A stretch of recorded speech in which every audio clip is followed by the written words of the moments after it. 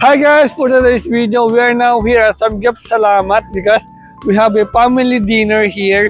So, sulit ba ang mga pagkain nila? So, let's find out.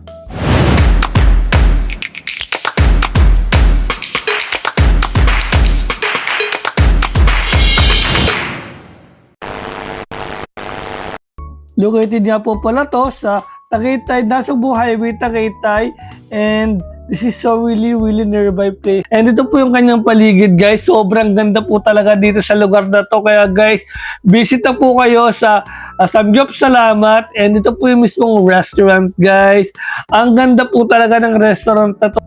Harap pa lang, interesting na. And ito po yung setup po ng aming table, guys. And tingnan nyo naman, guys.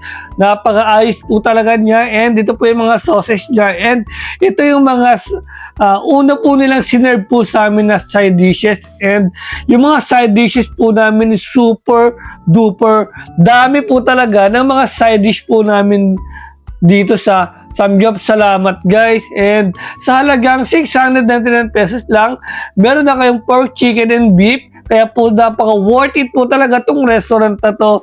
Perfect na perfect po talaga to sa mga malakas kumain dyan ng karne. Talagang masusulit nyo po talaga tong restaurant na to. And meron pa po siyang japgay na napakamahal, guys. And also it has a kimchi, inoke, oden, potato marbles, radish pickle, pumpkin, water spinach, myoji, bokyeom, raised tofu, and also it has a dongyang soup. So, ganyang kadami po yung kasama po sa package, guys. And tingnan nyo naman sila, guys. Masayang masaya po sila habang kumakain po ng samgyupsal. Talagang sulit po talaga ang bonding nyo dito sa Samgyup Salamat Restaurants. And talaga namang magkakasundo po kayong lahat dito. And perfect na perfect, guys, po itong restaurant na to sa inyong family bonding and also family dinner. And this is so really fun eating here in Samgyup Salamat dito po sa Tagaytay City branch. And this is so really good restaurant po talaga. And tingnan nyo naman kung gaano kadami yung in-order po namin dito sa Samgyup Salamat.